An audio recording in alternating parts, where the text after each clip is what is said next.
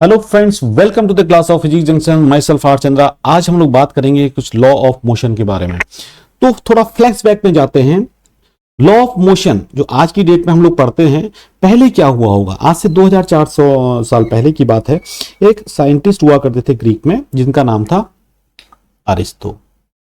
तो इन्होंने उस वक्त बताया कि भाई अगर कोई भी बॉडी मोशन कर रही है, अगर कोई बॉडी, ध्यान से सुनने का, अगर ये सरफेस पे कोई बॉडी अगर मोशन कर रहेगी तो उसको मोशन में लाने के लिए हमको एक एक्सटर्नल फोर्स लगाना पड़ेगा। बिल्कुल सही बात है, एक्सटर्नल फोर्स लगाएंगे तो ये बॉडी मोशन में आएगी। उन्होंने ये भी बोला कि अगर मैं इस एक्सटर्नल फोर्स को लगाए रखूं तो बॉडी मोशन में रहेगी। ध्यान से सुनना।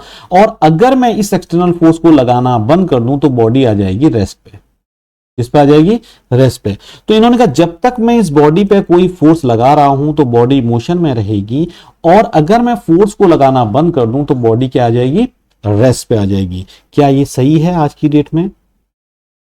इसको, यानी कि इसी चीज को एक साइंटिस्ट हमारे पास आए, गैलीलियो साहब। उन्होंने कुछ अलग ढंग से बात किया। पहले तो इन्हीं की थ्योरी जो मैंने लिखी है, जरा आप इसको देखिए क्या बोला है इन्होंने।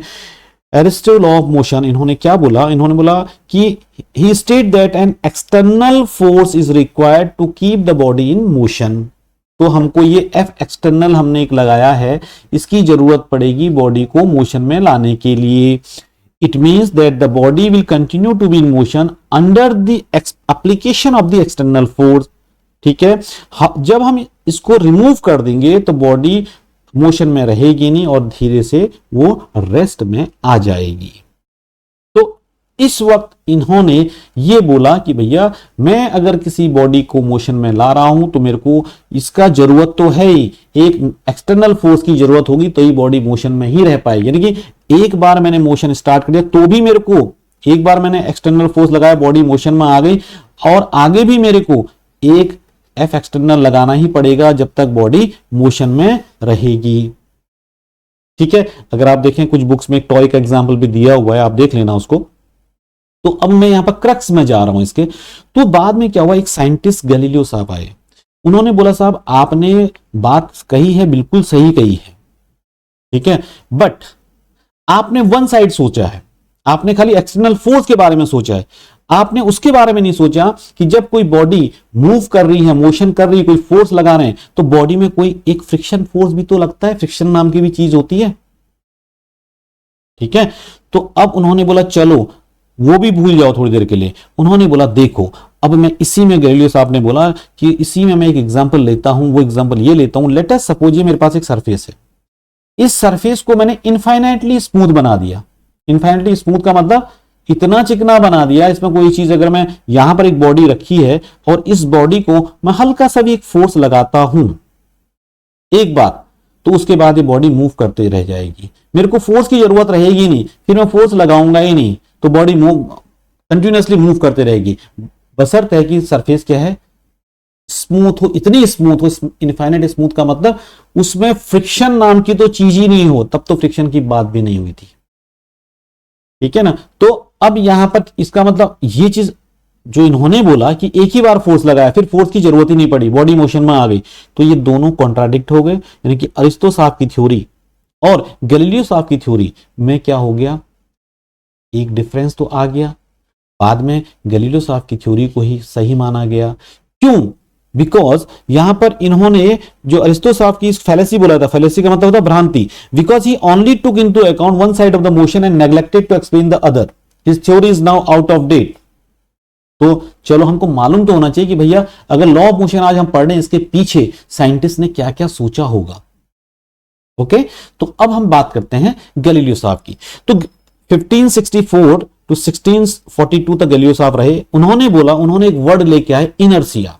क्या वर्ड लेके आए? इनर्शिया। तो inertia is the tendency of an object to remain at rest और रिमेन इन मोशन। इसका मतलब अगर कोई बॉडी रेस्ट पे है, वो चाहेगी कि मैं अपनी वही स्टेज में रहूं, रेस्ट में रहूं। या कोई बॉडी, सपोज कोई बॉडी यहां पर रेस्ट में है, तो बॉडी चाहेगी मेरे को कुछ मत करो, आई एम ऑन रेस्ट, मैं रेस्ट में ही रहना चाहती हूं। अगर कोई बॉडी मोशन कर रही है, वो बॉडी बोलती है कि मेरे को मोशन करने दो, मैं मोशन में ही रहूंगी, मेरे को रेस्ट की जरूरत नहीं है। लेकिन ये कब पॉसिबल है? जब ये सरफेस क्या हो? स्मूथ हो। ये सरफेस क्या हो? इन्फाइनेटली स्मूथ हो। ये सरफेस क्या हो? इन्फाइनेटली स्मूथ हो, इतना स्मूथ कि यहां पर बॉडी मूव करते ही रहे।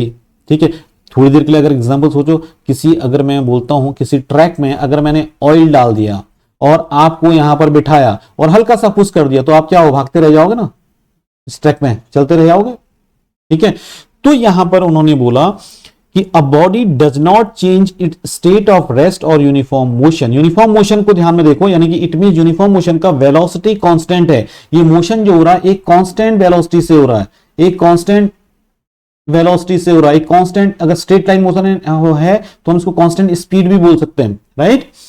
तो यहां पर a body does not change it state of rest और यूनिफॉर्म मोशन, रेस्ट और uniform motion unless an external force compel to change the state. This property of the body is called inertia. This is an inherent property of any body, right? तो यहां पर मैं बात कर सकता हूं कि बॉडी, अगर मैं इस बॉडी को रेस्ट पे है तो रेस्ट पे ही रहना चाहेगी। बॉडी मोशन पे है, कांस्टेंट वेलोसिटी से मूव कर रही है, कांस्टेंट वेलोसिटी से मूव करेगी।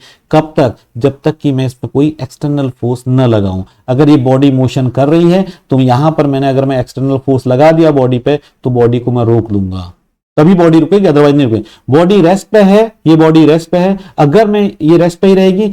अगर मैंने कोई एक्सटर्नल फोर्स इस पर लगा दिया तो ही जाके तो ये मोशन पे आएगी। समझ में आ गया? तो इसलिए उन्होंने कहा, ये जो इनर्शिया एक वर्ड उन्होंने लिखा, inertia is the tendency of an object to remain at rest. ये क्या है? इसकी इनर्शिया है बॉडी की। ये क्या है? इस बॉडी की इनर्शिया है कि वो कांस्टेंट मोशन कर रही है, एक यूनिफॉर्म मोशन कर रही है, एक यूनिफॉर्म वेलोसिटी से जा रही है आगे की तरफ, यूनिफॉर्म वेलोसिटी से जाती रहेगी। That is called one type of inertia. तो there are three types of inertia which he has explain. तो इनर्शिया ऑफ रेस्ट, अगर कोई बॉडी रेस्ट पे है तो वो रेस्ट पे ही रहना चाहेगी, उसकी टेंडेंसी को चेंज, अपना जो प्रॉपर्टी है उसको चेंज नहीं करेगी। एक दूसरा होता है inertia of motion, body motion में तो मोशन में। लेकिन इनर्शिया ऑफ डायरेक्शन ये क्या होता है? ठीक है, तो प्रॉपर्टी ऑफ द बॉडी जो हम इनर्शिया की बात कर रहे हैं, इनर्शिया ऑफ डायरेक्शन क्या होता है? इनर्शिया ऑफ डायरेक्शन ये है कि अगर सपोज कोई बॉडी इस इधर की तरफ जा रही है और ये डायरेक्शन हमने इस डायरेक्शन में जा रही है और इसको हमने इसका डायरेक्शन चेंज कर दिया। अगर मैं बोलता हूं नहीं बॉडी आप इधर को चलोगे, तो चेंज कब होगा? बॉडी का डायरेक्शन चेंज कब होगा? जब मैं इसमें कोई एक्सटर्नल फोर्स लगाऊंगा, तभी तो बॉडी अपनी डायरेक्शन को चेंज करेगी।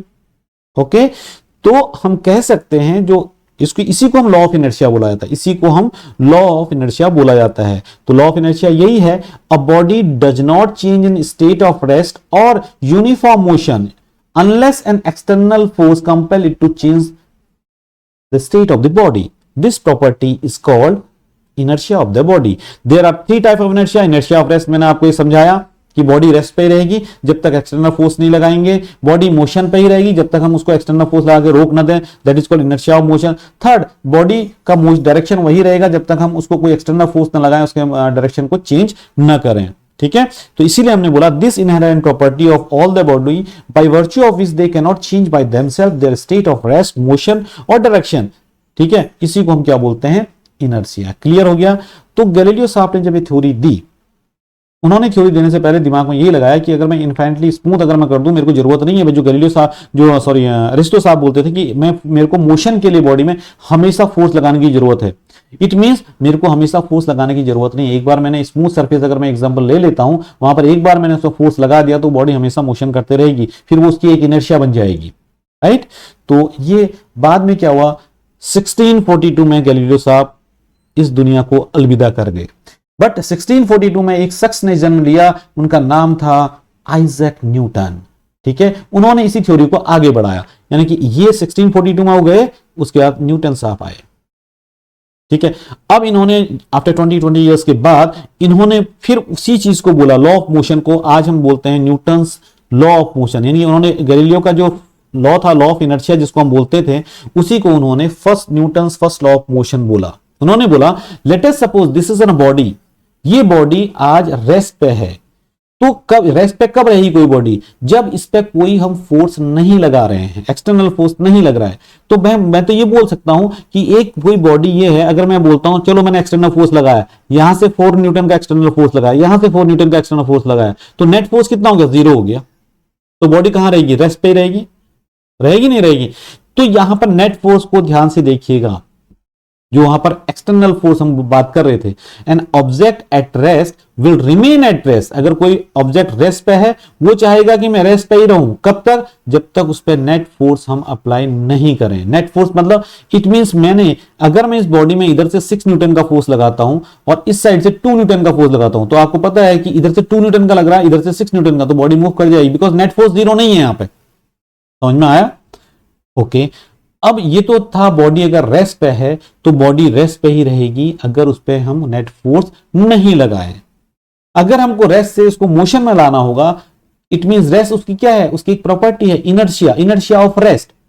अगर मैं बात करूं यहां पर इस केस में बॉडी पे जब तक मैंने कोई फोर्स नहीं लगाए थे तब तक बॉडी क्या थी यहां पे, तब तक बॉडी क्या थी यहां पे, रेस्ट पे थी। बॉडी क्या थी, रेस्ट पे थी। ठीक है, तो रेस्ट पे अगर बॉडी थी तो इसका मतलब उसको मैं क्या बोलूंगा, इनर्शिया ऑफ रेस्ट। क्या बोलूंगा, इनर्शिया ऑफ रेस्ट। ठीक है, तो ये हमारे पास बॉडी यहां पर इनर्शिया ऑफ रेस्ट का एक एग्जांपल यहां पर आ गया। अब अगर कोई बॉडी मोशन कर रही है, यहां पर अगर आप देखेंगे ये बॉडी मोशन कर रही है, कहीं पर हमने टिक किया, एक फोर्स लगाया तो बॉडी मोशन, लेकिन हाँ ये कब वैलिड है, जब सरफेस स्मूथ हो, जब सरफेस स्मूथ हो।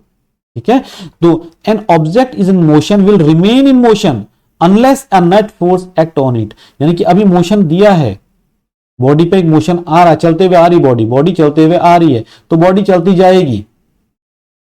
तो कब रुकेगी, जब मैं इसमें एक फोर्स लगाऊंगा, तो जब फोर्स लगाऊंगा तो जाके रेस्ट में आएगी, अदरवाइज ये इसकी प्रॉपर्टी है इनर्शिया ऑफ मोशन। ये कौन सी प्रॉपर्टी थी, इनर्शिया ऑफ रेस्ट। ठीक है, इस रेस्ट के इनर्शिया को तोड़ने के लिए मेरे को इसमें एक नेट फोर्स लगाना पड़ेगा, तो ही जाके बॉडी मूव करेगी। इस मोशन के ये इनर्शिया मोशन को तोड़ने के लिए मेरे पास एक नेट फोर्स लगाना पड़ेगा, तो ही जाके बॉडी स्टॉप होगी। ठीक है, तो a body remain in state of rest और uniform motion in straight line unless and until an external force act on it. तो समझ में आ गया, तो ये इनर्शिया वर्ड आपको समझ में आ गया। चलो मैं इसको आगे और बताता हूं इनर्शिया को। इनर्शिया में ये क्या है, तो फर्स्ट लॉ ऑफ जो इनर्शिया, जो फर्स्ट लॉ ऑफ न्यूटन का जो फर्स्ट लॉ होता है उसी को हम लॉ ऑफ इनर्शिया भी कहते हैं। यानी कि गैलीलियो का जो कंक्लूजन था उसी को हम न्यूटन का फर्स्ट लॉ ऑफ मोशन भी कहते हैं। उन्होंने ये भी बोला कि भाई इनर्शिया जो वर्ड है ये एक हैवी ब्लॉक है, इसको ये आदमी धक्का मार रहा है, ये अपने पास एक छोटा ब्लॉक है, इसको ये आदमी धक्का मार रहा है, तो इट मींस इनर्शिया किसका ज्यादा है, ये बॉडी रेस्ट पे है, इसका मास ज्यादा है तो इसका इनर्शिया ज्यादा है, क्योंकि रेस्ट पे है। तो इस इनर्शिया इसका अगर ज्यादा, ये बॉडी का मास कम है, इसका इनर्शिया कम है, दोनों बॉडी रेस्ट पे हैं। अब इधर भी इस पे भी फोर्स लगा रहे हैं, इस पे भी फोर्स लगा रहे हैं, तो किस पे फोर्स ज्यादा, किस पे मेरे को वर्क ज्यादा करना पड़ेगा फोर्स, यानी कि इस बॉडी पे। इट मींस हैवियर बॉडी जो है उनका इनर्शिया ज्यादा होगा और जो लाइटर बॉडी है उनका इनर्शिया कम होगा। तो that was the Newton's first law. जो मैंने आपको लॉ ऑफ मोशन स्टार्ट हुआ, कहां से स्टार्ट हुआ, आप हमने अरिस्टो साहब ने बोला, उसके गैलीलियो साहब ने बोला, गैलीलियो साहब ने जो बोला उसी को न्यूटन साहब ने अपना फर्स्ट लॉ दिया और उसी को बोला लॉ ऑफ इनर्शिया। क्लियर हो गया, तो यहां तक तो बात ये थी। अब हम आगे बात करेंगे कि नेक्स्ट हम बात करेंगे, देखो यहां पर है, मैंने लिखा हुआ है object with greater mass have more inertia. किसका इनर्शिया ज्यादा है, इसका। क्लियर हो गया, तो अगला लेक्चर हमारा जो डिटेल में होगा, तो मैंने बेसिक आपको बताया, बट आपको मालूम होना चाहिए कि अगर आज हम लॉ ऑफ मोशन न्यूटन के 3 लॉ पढ़ते हैं तो 3 लॉ में से लॉ आए कैसे।